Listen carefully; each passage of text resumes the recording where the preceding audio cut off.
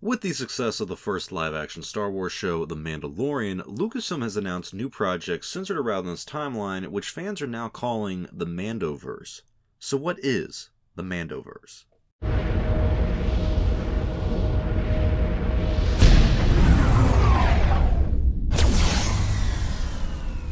Have you seen Star Wars? In 2019, Lucasfilm launched its first ever live-action Star Wars show in the history of the franchise, The Mandalorian, a show where we follow a Mandalorian bounty hunter who goes on many adventures in the galaxy 5 years after the fall of the Empire. In this series, we meet many Star Wars characters we know and love, but the story of the Mandalorian series has become a lot larger in Season 2. Since Season 2 has wrapped up, Lucasfilm has announced 3 new Star Wars live-action shows that will all tie into the Mandalorian series and story.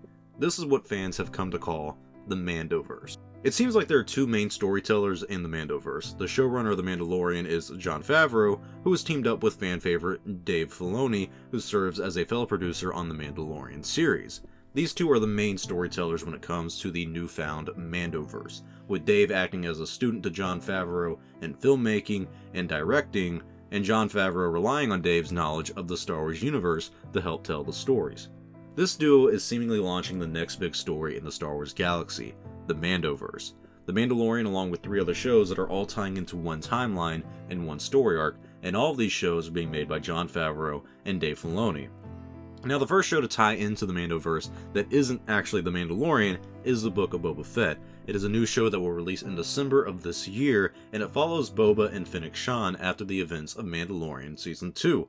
Little is actually known about how this series will tie in to the Mandalorian story, or just the story overall, but it stems from that storyline, and it takes place during that same time. The show is executive produced by Jon Favreau and Dave Filoni, with Jon likely writing the series, but there's another person involved, and that is Robert Rodriguez. He's the director of the Mandalorian episode Chapter 14, which has Boba Fett's return to live action. Robert will also be an executive producer on the series, which may mean that Jon Favreau and Dave Filoni can take a backseat and let Robert take charge of the story. It's not really clear who is spearheading this series, and it's a limited series, so it's likely only going to be 1 season, and it may not have the most consequential storyline for The Mandalorian and the MandoVerse. The Book of Boba Fett will be the most disconnected out of the 4 shows in terms of story, it seems, since it follows both Boba Fett and Fennec Shand taking over the crime world after Jabba the Hutt's death. We may not see it have a major influence on the rest of the MandoVerse, but it will likely serve as a standalone story that happens to deal with a lot of characters that we already know, and that's how we're tying it in with the MandoVerse. The other 2 spin-off shows from the MandoVerse are getting a lot of attention from Star Wars fans, and these 2 shows are the Rangers of the New Republic, and of course the fan favorite Ahsoka Tano series. Curious thing about these 2 shows is that both are being spearheaded by either Dave Filoni or Jon Favreau, but not both of them. Jon will be in charge of Rangers of the New Republic series, while Dave Filoni is taking charge of his beloved character spin-off, Ahsoka Tano. In the description for the Ahsoka Tano series on the Star Wars website, it does say that it is limited, so we may be getting only 1 season of the show, but we all know from her episode in The Mandalorian that Ahsoka is hunting down Grand Admiral Thrawn, and this is where the MandoVerse begins to use the shows to tie into each other. There are a lot of theories about Grand Admiral Thrawn's return to the galaxy, and that he will become the main villain for our character Din Djarin in The Mandalorian, and the characters in Rangers of the New Republic. When we look at the description for Rangers of the New Republic, it says, set within the timeline of The Mandalorian, this new live-action series from executive producers Jon Favreau and Dave Filoni will intersect with future stories and culminate into a climactic story event. Now that last sentence there is something that we all look at and say that is what's connecting all these stories in a major way. It's the biggest hint. It will intersect and culminate into a climactic story event. Fans have speculated that this means Thrawn will not only be the main villain for the MandoVerse, but all 3 shows will deal with fighting back against the Empire, but also Thrawn. The theory is that Jon Favreau and Dave Filoni are using a similar story to Heir to the Empire, the original Thrawn story that served as the temporary follow-up story to the original trilogy until the new films came out. But that is what makes up the MandoVerse.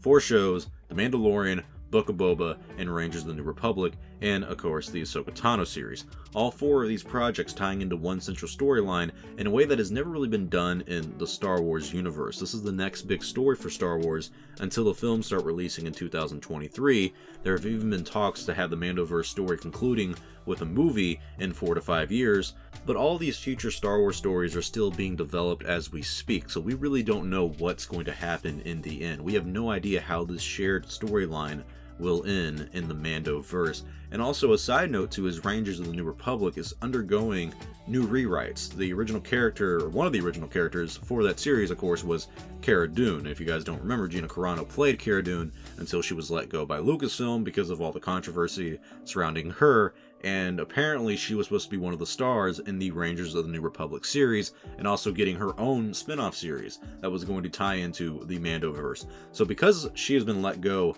that changes everything. Apparently in Rangers of the New Republic, they're looking at Harrison Dula to become the live-action lead character for that show, but also there's talks of having Cara Dune and Bo-Katan have their own spin-off story and their own spin-off show that would be set in the MandoVerse, and we have no idea how that would also tie in to this big overarching story. So because of that big debacle, Lucasfilm, Jon Favreau, and Dave Filoni are likely having to rewrite a lot of the story for the MandoVerse going forward, but we do know it's taking place. We do know we have a MandoVerse. We do know that we are finally having this big shared universe, this big shared story that's culminating over multiple different projects. And I have to say, as a Star Wars fan, it's really nice to see.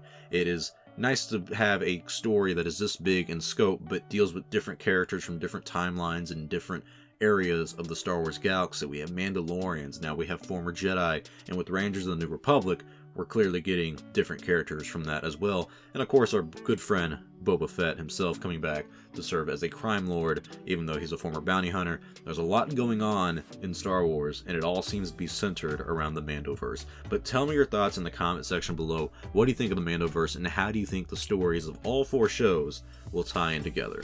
Thank you all for watching. If you like this video, please give it a like or comment because it does help out the channel. If you enjoy Star Wars Only, become an Only fan and subscribe to the channel to stay up to date on the latest news in Star Wars. Star Wars Only, I will see you all next time, and may the Force be with you always.